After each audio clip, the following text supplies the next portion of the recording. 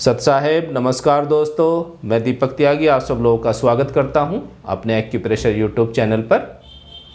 आज की इस वीडियो में हम बात करेंगे चाइनीज एक्यूप्रेशर में फ्रंट शू पॉइंट और बैक शू पॉइंट की। हमारी बॉडी में 12 ऑर्गन्स होते हैं, उनसे संबंधित हर ऑर्गन का अपना एक फ्रंट शू पॉइंट और एक बैक शू पॉइंट होता है। कैसे आप इन पॉइंट्स को यूज़ करेंगे और क्या इनसे लाभ होता है, कैसे आप ट्रीटमेंट करेंगे, ये मैं आपको आज इस वीडियो में बताना चाहूँगा। तो आइए बात करते हैं फ्रंट शू पॉइंट और बैक शू पॉइंट की। एक टेबल बना लेते हैं। ये ऑर्गन्स, उसके बाद फ्रंट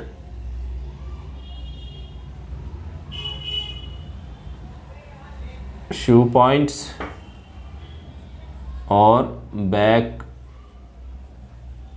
शू पॉइंट्स। ठीक है, ऑर्गन्स लिखेंगे हम सबसे पहले, फिर फ्रंट शू पॉइंट, उसके बाद बैक शू पॉइंट। तो आइए स्टार्ट करते हैं लीवर से।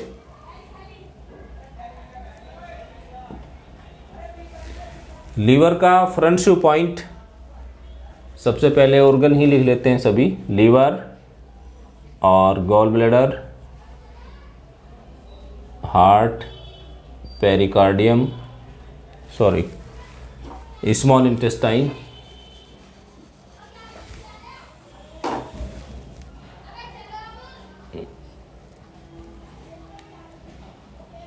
पेरिकार्डियम, ट्रिपल वार्मर और spleen, SP, stomach, ST, lungs, large intestine, kidney और यूरिन ब्लैडर। 1 2 3 4 5 6 7 8 9 10 11 12 ये हमारी बॉडी में 12 ऑर्गन्स होते हैं। इनसे संबंधित एक फ्रंट शू पॉइंट होता है और एक बैक शू पॉइंट। कुछ ऑर्गन को छोड़ करके लगभग सभी ऑर्गन्स के जो फ्रंट शू पॉइंट होते हैं वो सीवी मेरिडियन पर होते हैं, कंसेप्शुअल विसल, और जो बैक शू पॉइंट होते हैं वो सभी ऑर्गन्स के यूरिन ब्लैडर यूबी मेरिडियन पर होते हैं। तो लीवर का जो फ्रंट शू पॉइंट है, लीवर का फ्रंट शू पॉइंट होगा उसका LIV 14। लीवर 14 लीवर का फ्रंट शू पॉइंट होता है, और जो बैक शू पॉइंट होगा वह UB 18 होगा। ठीक है, लीवर 14 और UB 18 उसका बैक शू पॉइंट होगा। गॉल ब्लैडर का फ्रंट शू पॉइंट होगा GB 24। ये गॉल ब्लैडर का 24 पॉइंट है। गॉल ब्लैडर का फ्रंट शू पॉइंट होगा और बैक शू पॉइंट होगा UB 19। UB को बार बार लिखने की आवश्यकता नहीं है क्योंकि बैक शू पॉइंट सभी यूरिन ब्लैडर पर ही होंगे। 19। ठीक है,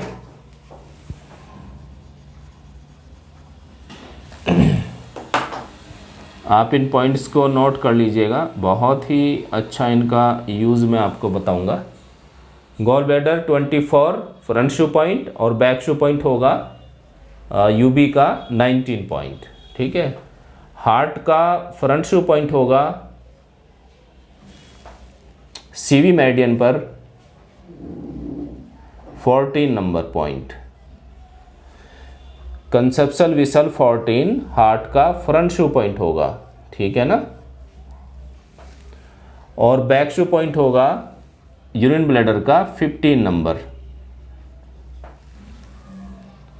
स्मॉल इंटेस्टाइन का फ्रंट शू पॉइंट CV मेरिडियन का 4 नंबर पॉइंट होगा और बैक शू पॉइंट होगा UB27।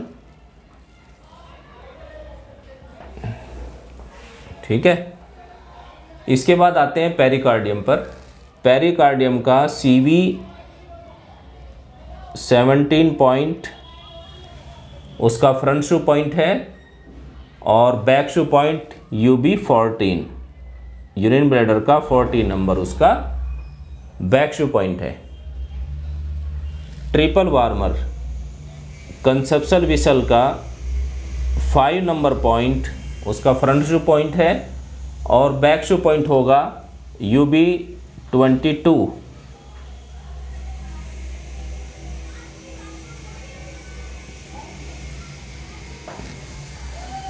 स्प्लीन का फ्रंट शू पॉइंट होगा लीवर 13। स्प्लीन का जो फ्रंट शू पॉइंट है वह लीवर मेरिडियन पर आता है 13 नंबर और उसका जो बैक शू पॉइंट है वो होगा यूरिन ब्लैडर का 20 नंबर पॉइंट। स्टमक का फ्रंट शू पॉइंट CV मेरिडियन का 12 नंबर होगा और बैक शू पॉइंट होगा UB21। लंग्स का LU1 पॉइंट लंग्स मेरिडियन पर ही होगा। LU1 पॉइंट उसका फ्रंट शू पॉइंट है और बैक शू पॉइंट है यूरिन ब्लैडर का 13 नंबर। लार्ज इंटेस्टाइन का फ्रंट शू पॉइंट है स्टमक मेरिडियन पर आएगा 25 पॉइंट और बैक शू पॉइंट है यूरिन ब्लैडर का 25 पॉइंट। तो किडनी का फ्रंट शू पॉइंट गॉल ब्लैडर मेरिडियन पर आएगा, गॉल ब्लैडर 25। किडनी का फ्रंट शू पॉइंट है बहुत महत्वपूर्ण है और जो बैक शू पॉइंट है इसका यूरिन ब्लैडर का 23 पॉइंट है। यूरिन ब्लैडर का फ्रंट शू पॉइंट CV3। कंसेप्शल विसल का 3 नंबर उसका फ्रंट शू पॉइंट है और बैक शू पॉइंट होगा यूरिन ब्लैडर का 28 पॉइंट। ठीक है, तो इनको आप नोट कर लीजिएगा। ये आपके हर ऑर्गन्स के फ्रंट शू पॉइंट और बैक शू पॉइंट हैं। चाइनीज एक्यूप्रेशर में हम ये जब कोर्स कराते हैं तो ऑफलाइन, ऑनलाइन भी मैं बहुत ही जल्दी वीडियोस रेडी करने वाला हूँ। काफ़ी डिमांड आ रही है चाइनीज एक्यूप्रेशर की और आजकल बहुत प्रोटोकॉल यूज़ हो रहे हैं, क्योंकि अब से 10 साल पहले जैसे डिजीज़ होती थी और आसानी से कंट्रोल हो जाती थी, लेकिन अब क्या हो रहा है, बहुत चीज़ें बॉडी में डेफिशिएंसी हो रही हैं, जैसे blood deficiency, vitamin B12 deficiency और की डेफिशिएंसी, ऊर्जा की कमी, विटामिन्स की कमी बॉडी में। तो रोगों को ठीक करने के लिए हमें एक जो ट्रीटमेंट है वह भी अच्छा चाहिए, बेस्ट। तो चाइनीज एक्यूप्रेशर के जो प्रोटोकॉल हैं बहुत ही अच्छा काम करते हैं और बॉडी में आई प्रॉब्लम को, जो क्रोनिक डिजीज़ हैं, उसमें बहुत अच्छा रिजल्ट देते हैं। ठीक है, तो जल्दी ही हम इसकी भी ऑनलाइन क्लास स्टार्ट करने जा रहे हैं।